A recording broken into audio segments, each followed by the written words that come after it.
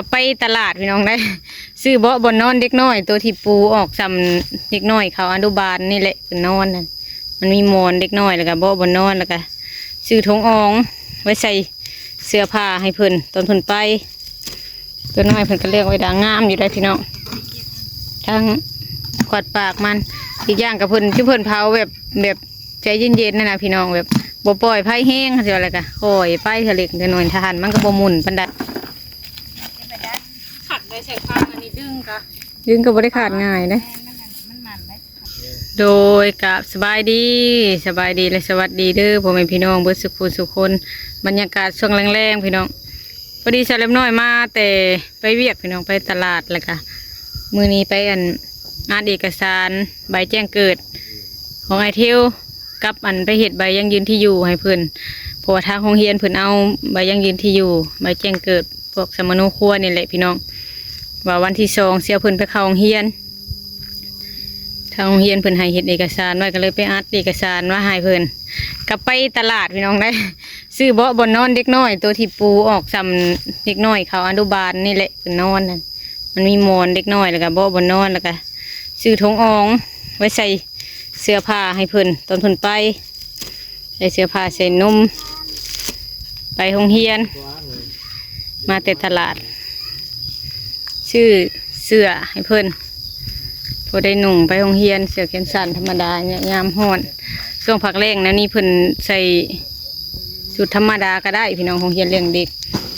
ตกเดือนกันยาเดือน9เลยใส่ชุดนักเรียนชุดเสื้อสีขาวนี่พี่น้อง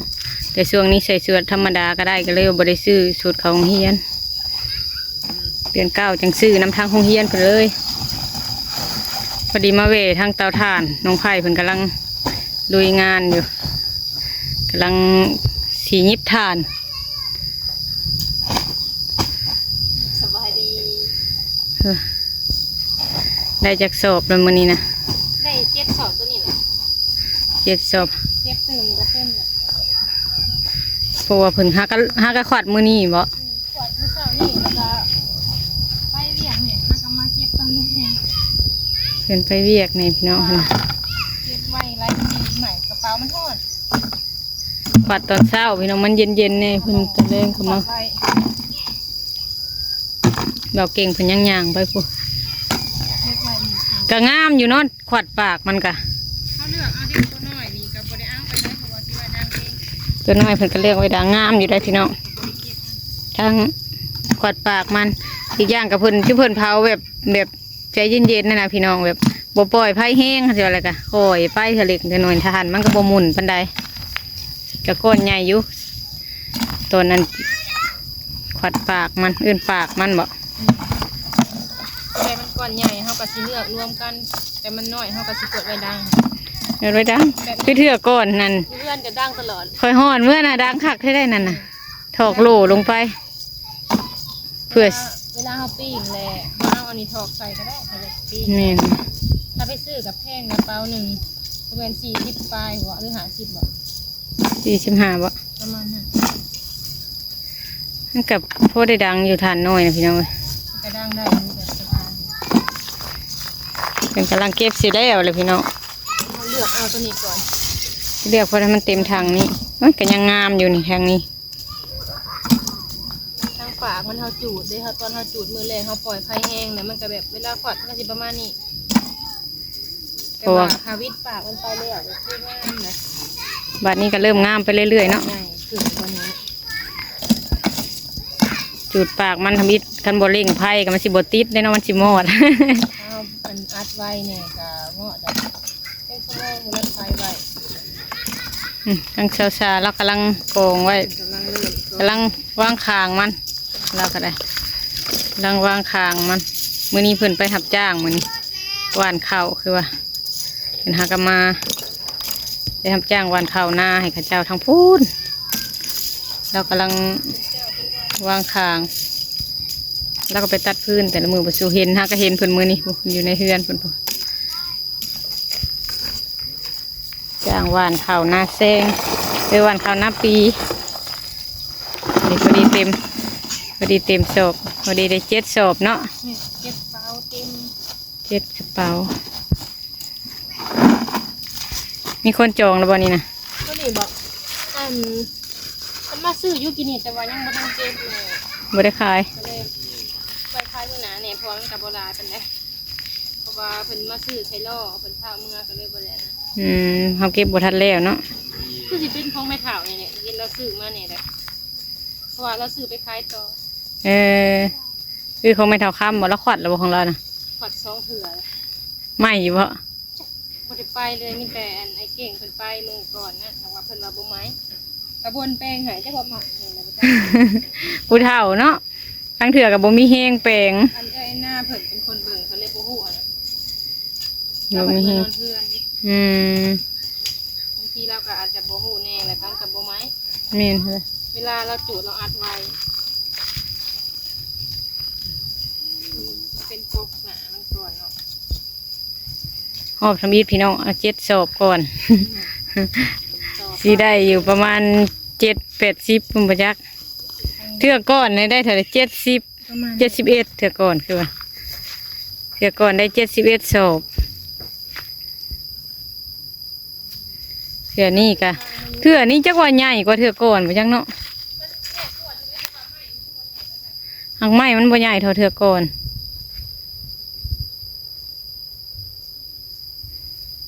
เพิ่นคอยปล่อยไป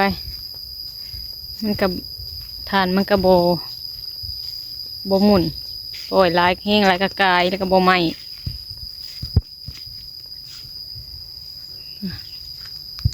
เริ่มขวัดมือแรกเนาะถ้าสรุปว่าจุเพิ่นขวัดไปเบิดพุ่นเลยสิได้จักศอกเถื่อก่อนคือว่าได้71เถื่อนี่นั่นเตาใหญ่กว่าเถื่อก่อนมันเปรมมองทางข้างมันกว้างเลยพี่น้องใหญ่กว่าเถื่อก่อนอยู่แต่ว่าบ่ฮู้ว่าสิได้เท่ากันหรือบ่พื้นงวดนี้อาจสิพื้นน้อยกว่าเพราะว่าพื้นงวดก่อนๆนั้นพื้นอันนั้นพื้นตัวน้ำมาแต่ดินจะสั่นตามใจเอามาแบบนี่แต่โดนขักๆเลยเถื่อนี่ในทั้งหักไม้นี่น้องไผ่กำลังสิยิ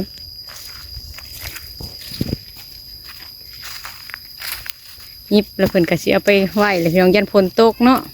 เบิ่งคือคนสิมา ข้าห้องหึงๆอยู่ ถ้าออกก็มันบ่งาม เที่ยวกับพ่อเพิ่นอยู่อู่มาเว่พอดีเห็นที่เพิ่นกำลังขวัดทาน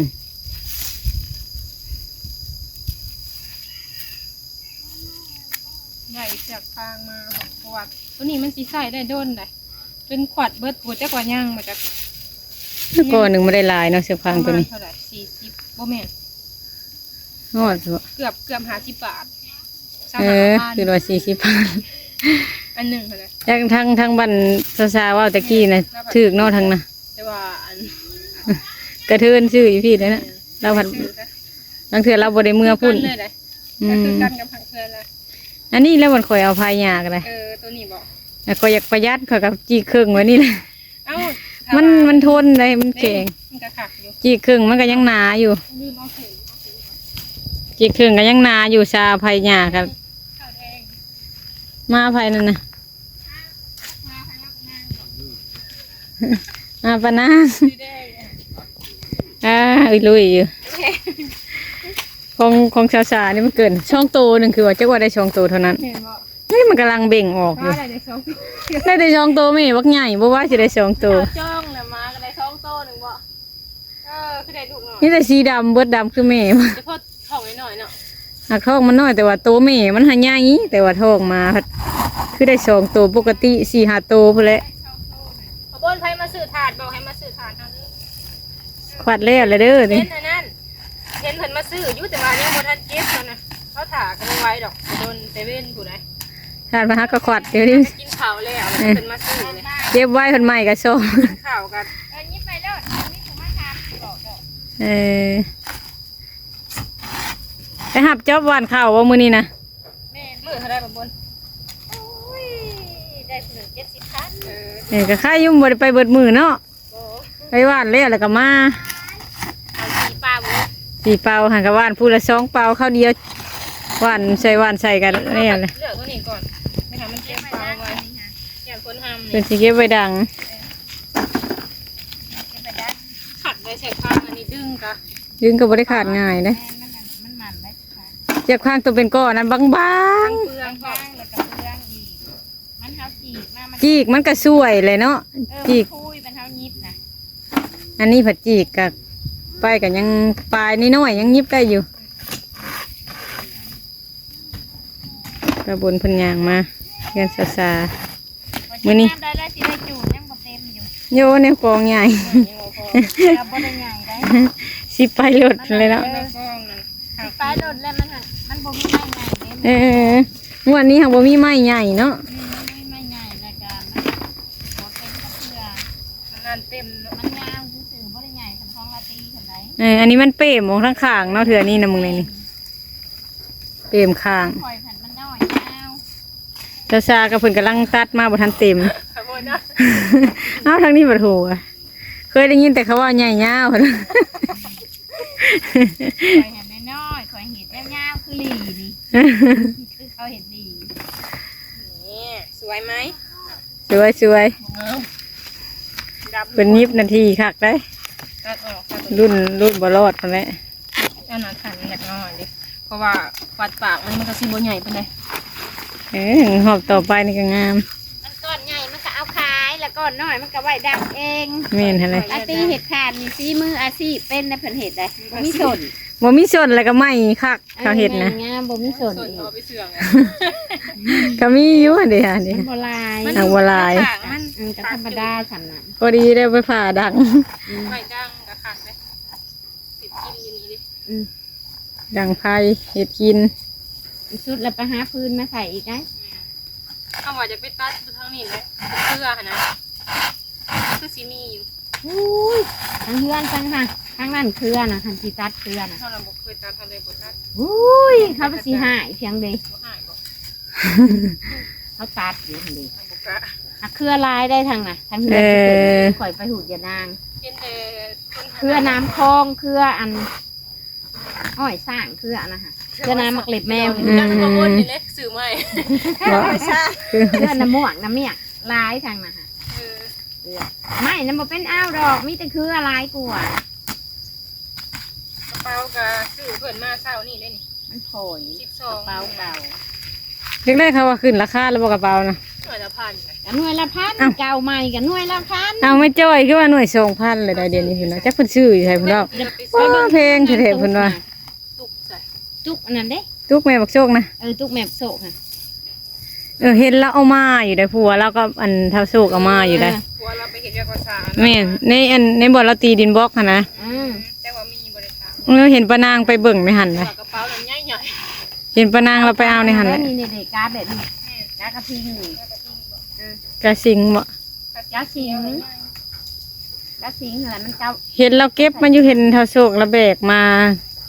โซนท้ายพ่อเพิ่นแล้วเพิ่นก็แบกกระสอบ ภาษาสุดก่อนก็ไปซื้อเนี่ยค่ะ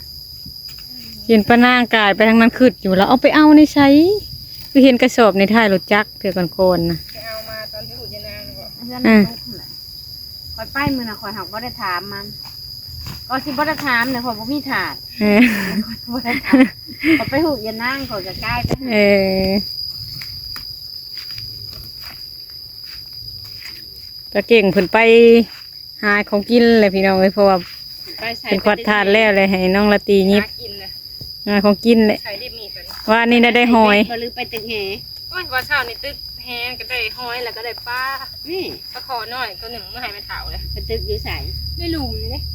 ในไหนะ ไปตึกมือก่อนกับเฮาก็ได้กระปูได้หอยแล้วก็เมื่อพอดีปันไม่เท่ามาน้ำนี่หอยนะแล้วมากิน เพื่อนเท่าเก่งก็ได้กินอยู่ได้บ่ขาดกิน แม่นให้เราเฮงๆก็ซื้อเถอะนึงแนวเฮาเฮ็ดบ่ได้หาเอาตัวหาได้ก็ได้ มันนั่นบ่เป็นหาคือลูกขอดนะแล้วใส่เบ็ดเนี่ยกว่าหาม ชุกแล้วบ่ หามใส่เบ็ดเนี่ยมันคือใส่กันยังได้ น้องอาบน้ำมือละ แล้ว สอง สิใส่แบบได้แม่ห้าวหลุด เราบ่เคยใส่เนาะ ทำย่านปลา กูบ่เคยก็บ่เคย ยันเปล่ากินเบ็ดเราดูแต่เห็ดทานพี่น้อง เอาเฮ็ดทานคนพื้นน่ะได้ย้อน ในงานตัดขึ้น เลี้ยงตัวเองพุ่งกับพ่อเลย อันนี้ก็ตัดใบแล้วมื้อนี้หักบ่ได้ไปแก่ผักโคน คือได้ยินเสียงจักรเพิ่นตื่น มันนั่นเด้ ๆเอาเพิ่นบ่ไปไถนานะ เล่าเลย เออ กับอันน้ำพออีบานพออีบาน เออ สอย เขาซุก ก็ได้เงินนอกเนาะเงินพิเศษ ก็ได้ใส่น้ำมันโหลดน้ำมันล่างมันสื่อน้ำมันจังมันแพง แม่นเลยก็ได้ยามาจากตัดพื้นเนาะดีกว่าอยู่ละล่านะ อื่นก็ไปเนี่ย มื้ออื่นจะเอาไปเก็บยานางหรือไปหาพื้นมื้ออื่นน่ะ สิไปเอาพื้นมาใส่ท่ออันให้มันท่อชะเต้าหันแล้วก็จะ เออ จะคายเลยหมูกับลาตีมันก็ได้คายเลยดิ แม่นั่นเลย ได้หาเดือนเลยเต้าเดียว โซ่ได้เนาะ พอดีเป็นแหลนไปหาอย่านั่งซะ เอ วัน อ นี้เขากระซังหักวันไหน มันได้ไว้ได้ยังไง ยังเช้าๆว่าอยู่ว่าเขาสั่งอยู่ได้วาน สั่ เอ้าง อย่านั่งมันนี่ฮะก็อยากไปกับแดดเลยเพื่อมาแต่ไปหวานเขาย่า ช่วงนี้ยานางคือสิโป่งคักคนท ไปอันเอาในหันได้มือนะฮะกับแม่น้องดอกคูณ ำเฮาอยู่ไทย ข้างหลังเฮือนปลาดอนฮะดิ เออ